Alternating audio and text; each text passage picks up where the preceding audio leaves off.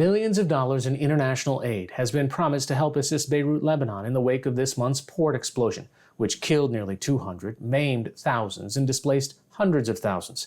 The country was already reeling from a collapsing economy, civil unrest, and claims of corruption.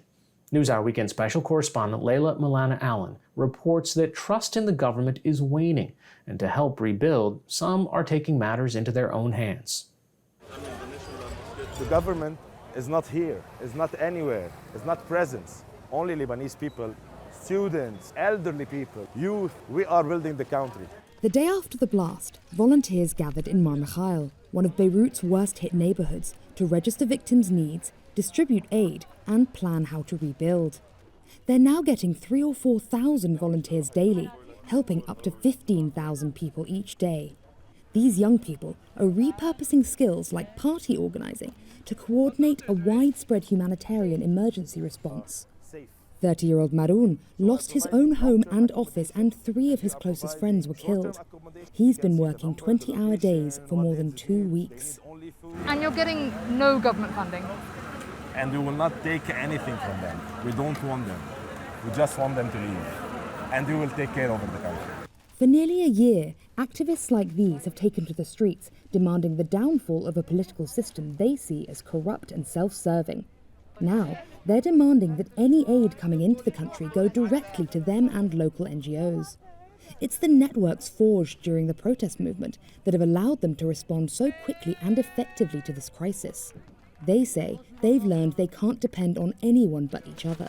Every single person in this government is a crook. They destroyed our past, they destroyed our present, and they are destroying our future. The grassroots effort extends beyond Lebanon's borders.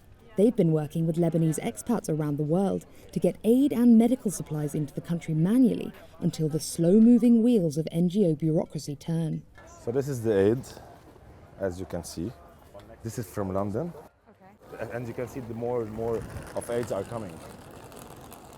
So a community fundraises locally, then one person buys a plane ticket, they get on a plane, and they bring as many suitcases as they can carry.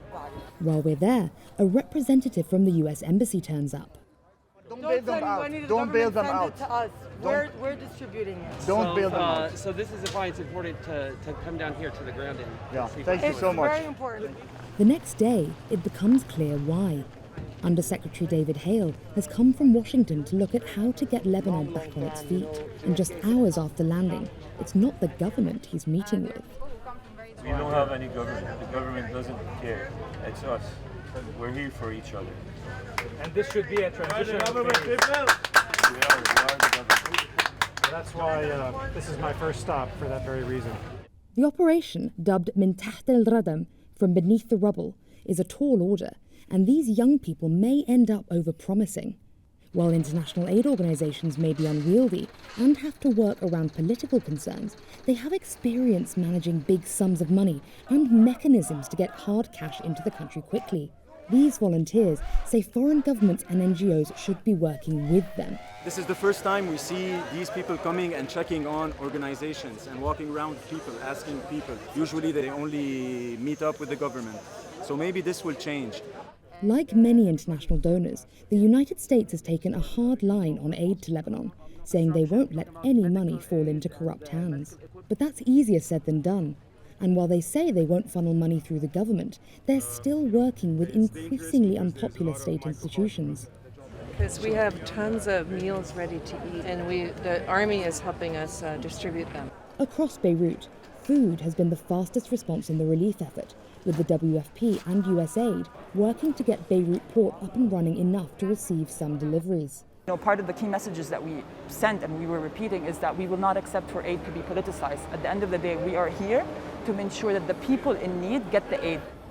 But many of those people say the aid they're receiving isn't what they need. They don't want bags of food, an easy win for NGOs because it can be distributed fast and looks good to donors, but cash to rebuild their homes and businesses. Just a few streets away is Karantina, one of Beirut's poorest neighborhoods. The area was ravaged by the blast. Residents say they've long been neglected and still aren't getting the help they need. Every day they bring 2 boxes, 3 boxes, but we don't want food aid. A lot has been distributed and people are throwing it away. We need people to send money to rebuild the house. Nabil's house used to have 4 walls. Now it has just 2, and those are cracked beyond repair. He tells us it's even worse upstairs, but it's too dangerous to take us up there. So Nabil, this used to be your kitchen, and the entire wall collapsed outward into the street.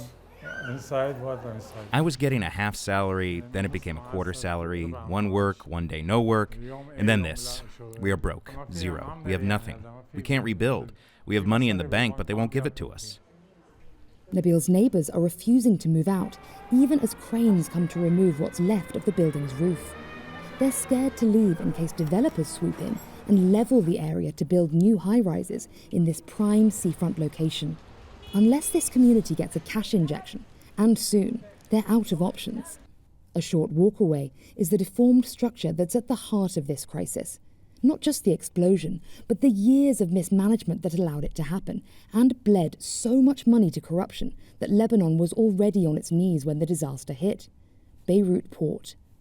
Riyad Kobeisi is a Lebanese investigative journalist who's been digging into corruption at the port and airport for years. He's been arbitrarily arrested, repeatedly threatened, and beaten to a pulp for trying to reveal what goes on in the shadows of these shipping crates. There's like a famous slogan here at the port. Whenever Mr. Benjamin Franklin is there, problems are solved because this is not a government. This is a mafia. That's because the port is run like another public authority, the parliament. Each position is reserved for a particular religious sect, and they're linked to political factions. They choose who they want for each job, and then those people take bribes, both to smuggle goods in and to avoid import taxes, draining vital state revenue. It's estimated up to $2 billion a year are lost just from Beirut Port. Hundreds of millions of dollars in donations have poured in since the blast, but it caused an estimated $15 billion in damages to the city. And with political factions holding tight to their control of the only entry points for bringing in aid, each will likely take a cut of the pie. For Nabil and others like him, despair is setting in as they realize they may not get the help they need. It's the first time I've cried. I've lived here through the bombardment, through 30 years of war. If the house can't be repaired, what can I do? There's no future for us.